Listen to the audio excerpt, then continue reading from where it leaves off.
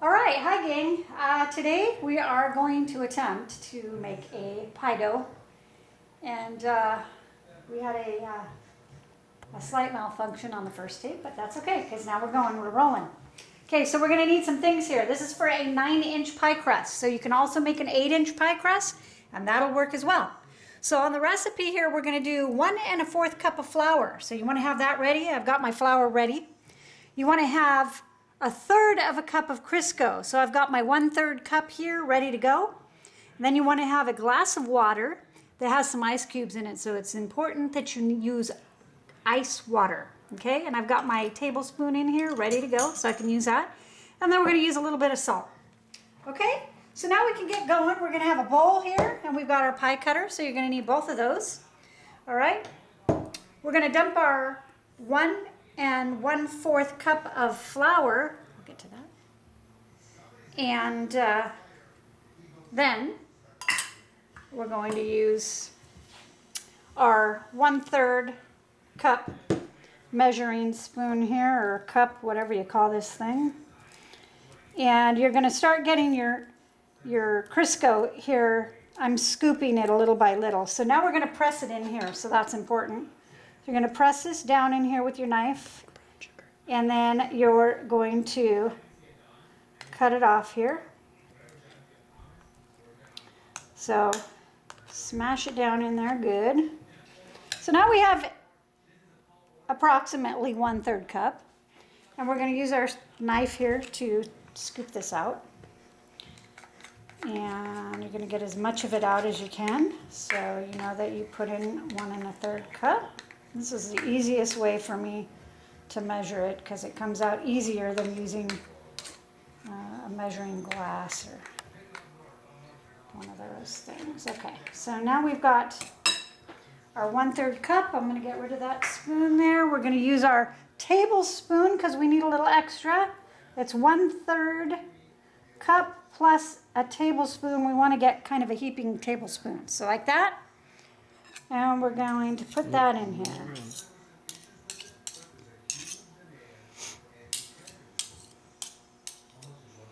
My assistant Jeffrey is helping me out, so if he has any questions that I may overlook, then he can get those covered for us. Get rid of the spoon.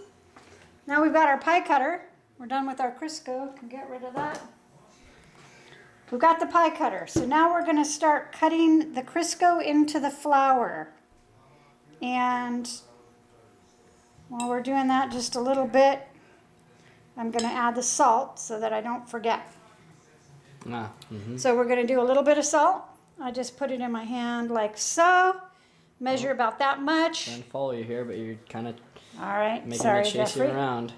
Now we're going to cut the Crisco into here. Now this is really important because you cannot work the Crisco into the flour too much, or you're going to have a hard dough, and you don't want that. You want a nice, flaky, tasty crust. Okay? So what we're going to do is we're going to cut this in here until we have almost pea-size Crisco little shapes in there. So as you can see, we're getting pretty close. And so we're just cutting this, and the next step is to put in the ice water. Okay, so right there, we're doing pretty good. So we've got nice small flakes in there, as you can see. Move your hand out of the way. And I'm just going to get as much as I can here off of the pie cutter. So we've got nice flaky, real floury still, but our Crisco is in small pieces, and that's exactly what we want. Okay? Now, what we're going to do is we're going to get our water, and we need a fork for this part. And we're done with the salt, so you're going to get your water, and you're going to start putting your water around no ice cubes. The edge. No ice cubes into that, just the water. So we're going to start sprinkling water around the edge. Okay, so I start with 2 or 3. This time I'm going to start with 2. And now I'm gonna take my fork and I'm just gonna kind of mix this lightly. Okay, I'm not really working it around. I'm not really smashing it. Okay, now I'm gonna put 2 more. Do you know the term for that? The baking term? For what you were sort of just doing? No, Jeffrey, I don't. It was folding. Folding, okay, we're gonna fold that in, kind of. Lightly. I would say more mixing, but now I'm using a couple spoons. I'm just putting it on the top. Now I'm gonna start kind of moving this in a downward position. So I'm kind of smashing the water in here, but that's all I touched it. You see how I barely touched it at all? Now we're gonna go for some more water. Okay, so water around the edge. Try not to spill any on your table. Okay. Not a big deal. Just did right there. Okay, now I'm gonna mix this up here and I'm gonna start mashing this. So what we're doing is we're trying to mix the Crisco in with the flour, and now see how it's starting to make a dough here? Okay, but I don't wanna work it too much, and I know that that's not gonna be enough water, so I'm gonna add a little bit more. Just on the edge, down around the edge, maybe just a little bit more. That might be all the water we need to make this whole thing. I have a Now question I'm that viewers mashing. might have. Why does the water Sure. have to be ice water? It's easier to use cold water to make sure that if you use just kind of lukewarm water, just regular water, it's gonna just kind of make your flour melt right into the stuff. Yeah. Okay. So you want to have a nice. So right now you don't want to play with it too much in this No. stage. Now what we're gonna do is we already know it's all wet. Our Crisco's already melted. Okay. So now what we're gonna do is we're going to use our fork here to tighten this into a ball. Now we're gonna just press this with our fork. It looks a bit We're like gonna press it right into a ball. it looks a bit like mashed potatoes or vanilla ice cream. Yeah, it's a little bit, it's not as wet as mashed potatoes go, though. It's pretty thick and solid. Mm-hmm. All right, And so you especially don't want to play with it if you this can much. see the consistency. Now, I'm not really playing with it. I'm putting it into a ball. So this is, if we were still mixing this around, that would not be good. But we are trying to put it tight into a ball. That's what a so lot that of we people can have get- mistakes with, huh? That's why their flour and their dough ends up being Yeah, kind of hard. Kind of hard. Okay, Yeah. so now we've got it into a ball. Now from here we got a couple of options.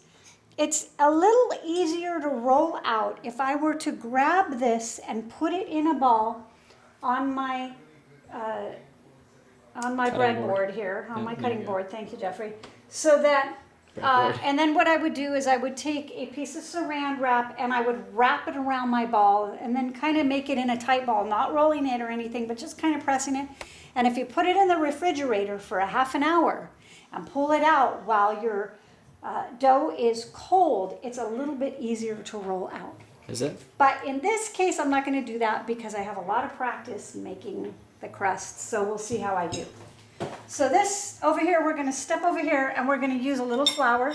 So I got a bowl of flour here so I don't have to put my hand into the bag of flour over and over again because we're going to need some more.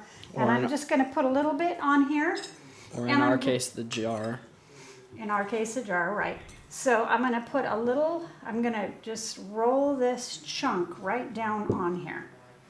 Okay, so now I've got this.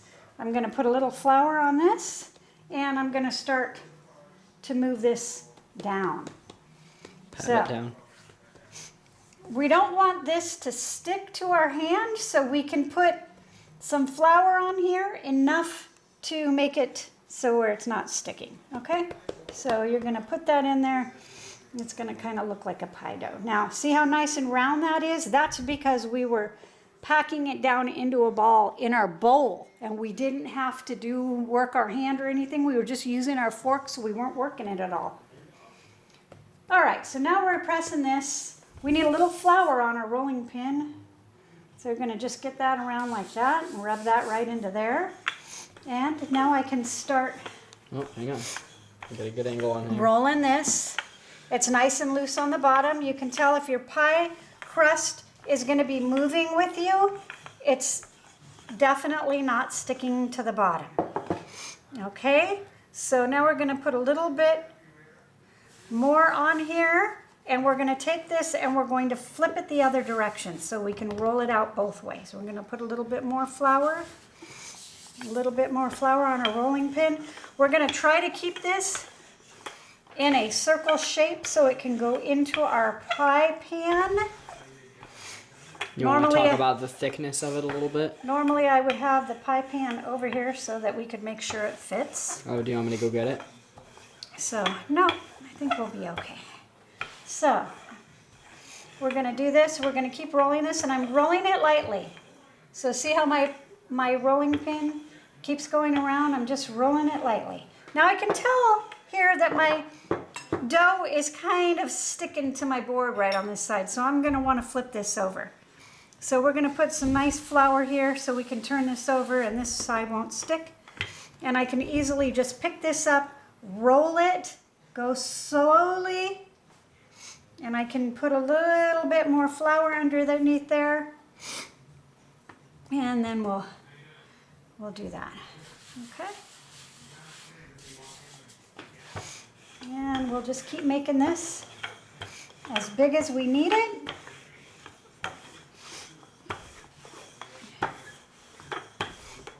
And Jeffrey, oops. Yeah? I'm gonna go over and get that pie shell, and you can Pie tin. pie tin. Excuse me. This is the shell. You're working.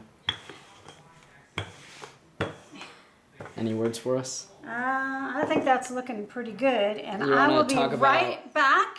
Okay. After you get back, do you want to talk about the thickness a little bit? You know, it doesn't really matter about the thickness. It's going to be as thick as what you are going to put this in the pie tin. Usually it's about the same every time you make it. Okay. And Let's get a little shot of it over here. There you go. Got your flour. Just kind of sprinkle it on, rub it on, whatever. And you got it down here, and it's super flat. Sorry. Now, if we put this Okay, and then you get the pie right tin. here, do you see how that is going to go? Let me get a And you top down. You can tell. Sorry if I'm spinning a lot in the video. You can tell that's about right, but I don't think people have trouble with that part. I think they have trouble with the mixing of the dough part. So, we've got that. Hopefully I'm not making I'm you going to grab dizzy. grab this on the side here, and we're going to slide our pie tin right in there. And we're just going to roll that right onto there, like so. Now we're going to pick up our pie dough and we're going to kind of just set it right down into there so that it stretches. And then what I do is I like to leave about a 1-inch overlap. So I'm going to cut this extra pie dough off of here. Anything more than an Like inch goes, so. like she's doing right now. Okay, and we're just going to work around here. Take off the extra there. There you go, spin the tin so that I don't have to spin around and follow you. Because when I'm spinning in the video, it's going to Okay, make we them can do dizzy. that. Might confuse me a little bit. Okay, so doesn't have to be perfect. Okay, again, this is a homemade pie crust, so it's not going to be store-bought and stamped into the pie tin. Okay, so now we've got our 1-inch. And that is for me to play with. Yeah. And in your case, And what we want to do Reese here and is we Bailey, want to or take your this kids. and we want to roll it under. yeah? We're going to roll it under and we're going to put it right on the lid. So see how the lid of the pan right there? We're going to roll it right under there. And we're going to leave show that. that again so I can make sure I got it. There's the lid of the pan and we're just going to roll that right under and set it right on the pan. It's more of So a we're gonna lip roll than a it. lid. Right there. And we're going to just put it right on the little shelf there. Yeah, here, you're doing that. Okay. And I'm just rolling it with my 2 fingers. I'm rolling it. Roll, roll, roll. I'm doing a backwards roll, so it's kind of awkward when you first do this. And this is kind of optional, this part. You don't really have to You shape can your do pie it crust however you exactly like want. this. You can do, but you know, you want to roll it and put it on this lid so it's not falling over when you cook it and melting. Oh, well, right. what you So can do is you can cut all this off. You can do that. just cut it You off. can just But that's a little boring. What we're doing is more fun. So we're going to do a little decorative edge here. So we're going to continue to roll this here real quick. Sorry if this part's boring. You say decorative, but it's so simple. All right. Almost all the way around here. So I hope that you guys are getting this far, and that the mixing of the dough was fairly easy and the rolling out was pretty easy. Again, you can put it in the refrigerator for half an hour in plastic, in the plastic cling wrap or whatever that stuff's called, and you can... I think most people will be fine not doing it. I mean, my first pie crust, I didn't do that, and I thought it turned out all right. Yeah. I mean, take it from a 15-year-old boy. I've done this before. There you go, Jeffrey. It's not very hard at all. So. Okay, now we're all the way around. Now we're gonna just want to kind of go over this firmly with our hand. I'm barely squeezing here. Not firmly though. Not But like I firmly, am but squeezing with my thumb and my finger here. This So little part right here that kind of squeezes in there. we're making sure no Squeeze like air. that. We don't want any air in there, but you don't have to, we're not going to play with it. So we're just going to go around one time. Now I'm going to do a shape with my finger and my thumb. I'm going to press my thumb towards the inside of the pie dough, and I'm going to press my finger the other way. So, but I'm only just kind of pressing straight down. So as you can see this, and I'm going to just want to go around real quick here. So we're just going around. And that gives the little edge that she wants. Yeah, we're going to give it a little floury, bendy little edge. It does look a little bit like a sunflower. So, and that's how quick that goes. And that's it. Now, if you're going to do a pie shell for pudding, then you're going to want to poke this with a fork and give it a couple holes. And then, but if you're going to make a pumpkin pie or some kind of fruit pie, you're going to want a solid shell like this. You just pop it into the oven, however you want to cook it. I do mine at 350 for about 25 minutes, and you're done. But if you're going to cook a fruit pie, then you're going to want to follow the directions, because that's going to take a little bit longer. Anyways, that is how to make a pie shell. Good luck. And give me a call if you can't figure it out, and I'll make a new video and see if we can do a better job. Okay, thanks. Bye.